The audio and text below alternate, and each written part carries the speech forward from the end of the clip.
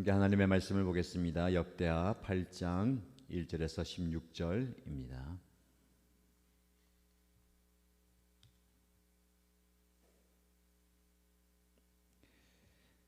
오늘 저와 여러분들이 함께 묵상할 말씀은 역대하 8장 1절에서 16절입니다. 같이 읽겠습니다. 솔로몬이 주님의 성전과 자기의 궁전을 다 짓는 데에 20해가 걸렸다. 곧이어 솔로몬은 히람에게서 얻은 성읍들도 다시 건축하여 거기에 이스라엘 자손을 살게 하였다. 솔로몬은 또 하맛소바로 가서 그 성읍을 점령하였다. 그는 또 광야에 다드모를 건축하고 모든 양곡 저장 성읍들은 하맛세대가 건축하였다. 또 윗 벳호른과 아랫 벳호른에 성벽을 쌓고 문들을 만들어 달고 빗장을 질러 그곳을 요새 성읍으로 만들었다. 또 솔로몬은 자기에게 속한 바알랏과 양곡 저장 성읍들과 병거 주둔 성읍들과 기병 주둔 성읍들을 세웠다. 그래서 솔로몬은 예루살렘과 레바논과 그가 다스리는 모든 지역 안에 그가 계획한 모든 것을 다 만들었다. 이스라엘 자손이 아닌 헷 사람과 아모리 사람과 브리스 사람과 히위 사람과 여부스 사람 가운데서 살아남은 백성이 있었다. 솔로몬은 이 사람들을 노예로 잡아 사마 강제 노동에 동원하였다. 그들은 이스라엘 자손이 다 멸하지 않고 그 땅에 남겨둔 사람의 자손이다. 그래서 그들은 오늘날까지도 노예로 남아있다. 그러나 솔로몬은 이스라엘 사람들 가운데서는 어느 누구도 노예로 삼아 일을 시키지 않았다. 이스라엘 사람은 솔로몬의 군인 관리들을 통솔하는 최고 지휘관, 병거대 지휘관과 기병대가 되었다. 솔로몬 왕의 일을 지휘한 관리 책임자들은 250명이었다. 그들은 백성을 감독하는 권한을 가진 사람들이다. 솔로몬은 바로의 딸을 다윗성에서 데려다가 그가 살 궁을 따로 세우고 그 궁에서 살게 하였다. 솔로몬 이스라엘 왕 다윗의 궁은 주님의 궤를 모신 거룩한 곳이므로 그의 이방인 아내가 거기에서 살아서는 안 된다고 생각한 것이다. 그때 솔로몬은 자기가 현관 앞에 세운 주님의 제단에서 주님께 번제를 드렸다. 그는 안식일과 세 달과 해마다 3번 지키는 절기인 무교절과 칠칠절과 초막절에 대하여 모세가 명령한 제사의 일과를 그대로 하였다. 솔로몬은 또 자기 아버지 다윗이 정한 법을 좇아 제사장들에게는 갈례를 따라 차례대로 봉사하게 하였고 레위 사람에게도 직책을 맡겨서 날마다 찬송하는 일과 제사장들을 보좌하는 일을 하게 하였다. 그는 또 문지기들에게는 갈례를 따라 여러 문을 지키게 하였다. 하나님의 사람 다윗이 명령한 그대로였다. 제사장들과 레위 사람들은 곳간 관리에 이르기까지 온갖 일에 있어서 다윗 왕이 명령한 것은 어느 것 하나도 어기지 않고 따랐다. 이렇게 주님의 성전 기초가 놓인 날부터 시작하여 그 공사가 완성되기까지 솔로몬의 모든 건축 공사가 잘 진행되었으니 주님의 성전이 비로소 완공되었다. 아멘. 오늘도 변함없이 우리에게 주시는 귀한 말씀입니다. 이 말씀을 통해서 영적 깨달음의 시간, 깨뜨림의 시간이 되기를 축복합니다. 사랑하는 신가족 여러분들, 오늘 우리는 솔로몬의 통치 기간 중에서 가장 중요한 전환점을 맞이한 본문 말씀을 함께 살펴보고자 합니다. 솔로몬은 20년이라는 긴 세월 동안 2가지 중요한 건축 프로젝트를 완성했습니다. 하나는 하나님의 성전입니다. 2번째는 자신의 궁전이었습니다. 이 2 건축물은 단지 물리적인 건축물로 그치는 것이 아닌 그 이상의 의미가 있습니다. 먼저 성전은 하나님과 이스라엘과의 관계를 상징합니다. 그리고 궁전은 왕과 백성의 관계를 상징하죠. 솔로몬의 가장 큰 지혜는 어디서부터 왔는가? 이것이 오늘 본문의 말씀에 나와 있습니다. 오늘 본문은 그의 지혜가 단순히 행정적 능력 혹은 군사적인 힘에 있는 것이 아님을 보여줍니다. 솔로몬의 진정한 지혜는 거룩한 경계를 세우는 것에 있었습니다. 오늘 본문의 말씀을 통해서 거룩한 경계를 세우는 지혜를 우리 또한 본받고자 합니다. 먼저 1절에서 6절 말씀을 보시면 지혜로운 통치의 기반이 나오는데 성전 중심의 국가를 건설했다는 것을 보게 됩니다. 솔로몬은 말씀드렸듯이 성전과 궁전을 완공한 뒤에 또 다른 나라의 기반을 세웁니다. 성전을 먼저 세우고 그 성전을 중심으로 국가의 모든 체계를 확립한 것을 보게 됩니다. 2절에서 6절 말씀에 여러 성읍들을 건설하고 요새화했습니다. 특히 주목할 것은 양곡 저장 성읍들과 병거 주둔 성읍들, 기병 주둔 성읍들을 세웠다라고 말씀합니다. 꼭 필요한 국가의 기반을 잘 확립했던 것을 보게 됩니다. 여기 말씀 보면 세웠다라고 말씀하죠. 단지 신도시를 세우는 것 혹은 여러 가지 국가의 기반 틀들을 세우는 것 이상입니다.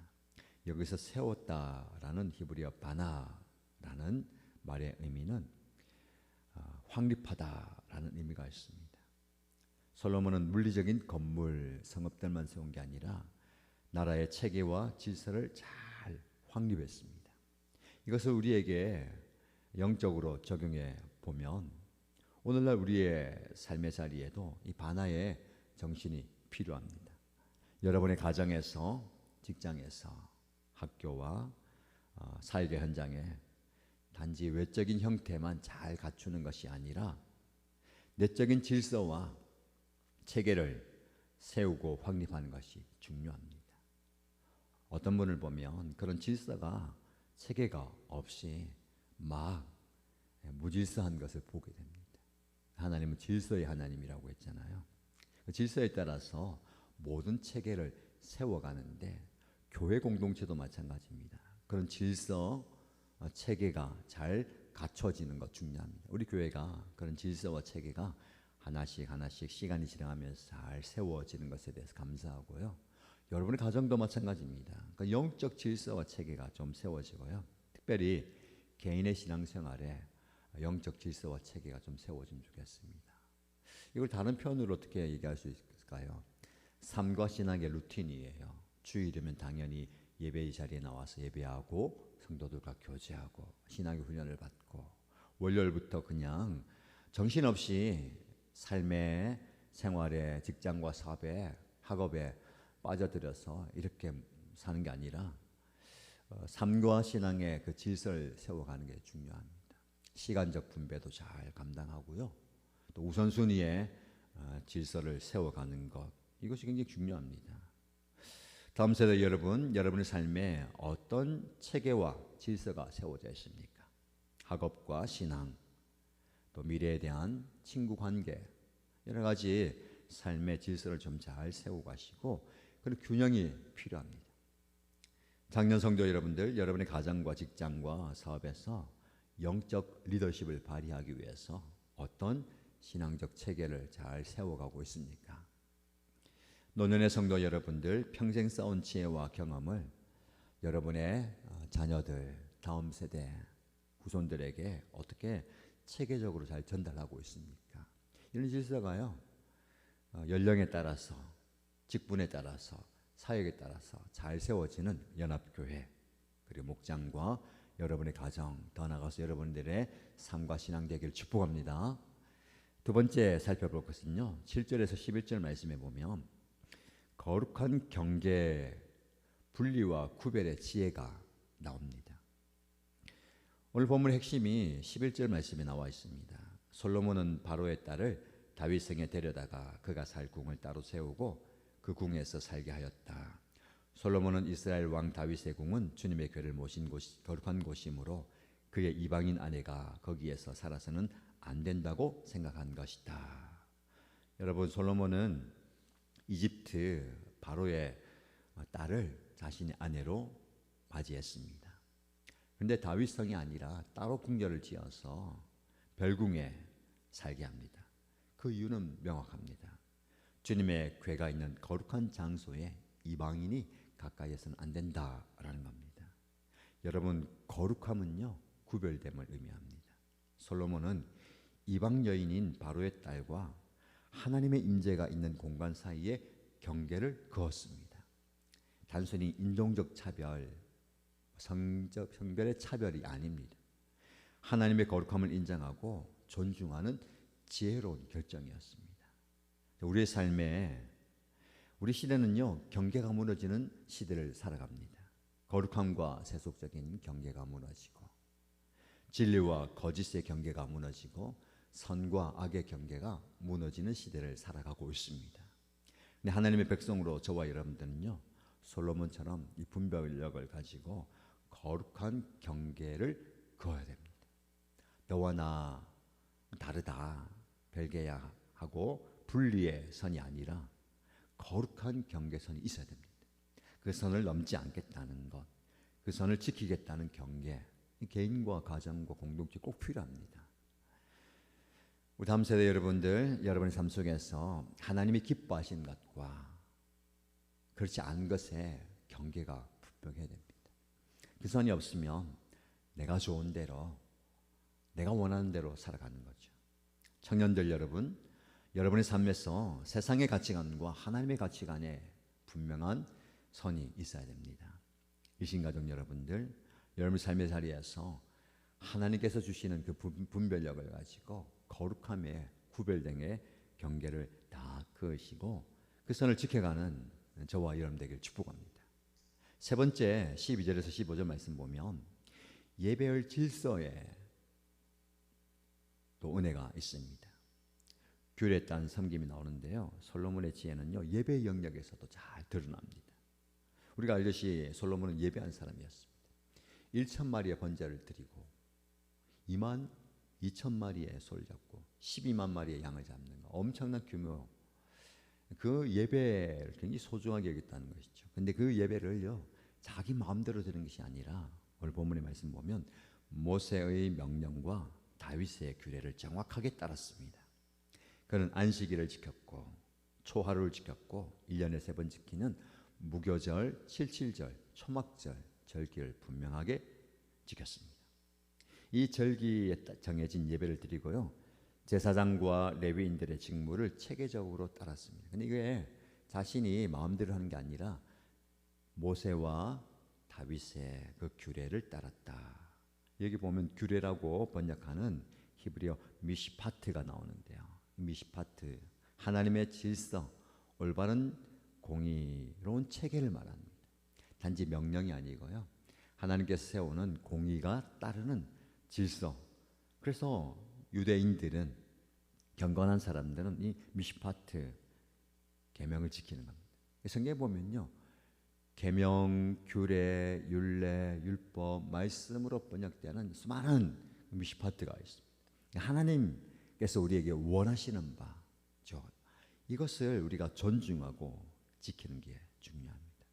나의 의견, 나의 배경, 세상적인 전통보다 하나님께서 세우신 그 규례를 따르는 게 중요합니다. 솔로몬은 14절 말씀 보면 자기의 아버지 다윗이 정한 법을 좇아. 그리고 14절 하반절에 보면 하나님의 사람 다윗이 명령한 그대로였다. 13절 하반절에 모세가 명령한 제사의 일과를 그대로 하였다. 이게 굉장히 중요합니다. 오랜 그 전통을 넘어선 하나님께서 세워놓은 그런 그 규례. 여러분의 가정에 그런 규례가 있고요. 우리 교회에 그런 규례가 있기를 바랍니다. 그래서 이 미시파트의 정신이 우리 가운데 흘러가야 되는 겁니다. 내 편의에 따라서, 내 취향에 따라서 예배가 이리 갔다 저리 갔다 흔들리는 게 아닌 거예요. 성경의 원리와 교회의 아름다운 전통을 따르는 것, 그것이 중요합니다. 여러분들, 여러분들의 가정에 특별히 이런 정신이 있으면 좋겠습니다. 우리 참 가정 안에서 이 예배와 전통을 세워가는 게 쉽지 않습니다. 뭐 소위 말해서 가정 예배라고 얘기도 하고, 우리는 또 가족 목장이라고 얘기하잖아요. 다들 바쁘게 살다 보면 함께 모여서 예배하고 기도하고 삶을 나누는 게 쉽지 않습니다. 이것을 정하는 게 중요합니다. 그래야 그 전통을 따르는 거예요. 어쩌면 내원과는 다른 해야만 하기 때문에 해왔던 그 내 몸에 배인 습관이 신앙의 일상과 영성으로 이어지는 것을 보게 됩니다. 자연스럽게 새벽에 눈을 떠서 교회 오는 것, 주일이면 의례 교회 오는 것, 수요일이면 저녁에 기도의 자리에 오는 것, 이게 의례 오는 것이요 굉장한 힘이 있습니다. 그래서 유대인들은요 꼭 지켜야 할 그 절기를 반드시 지켰습니다. 안식일을 지키고 초하루를 지키고 그리고 절기를 지키는 것.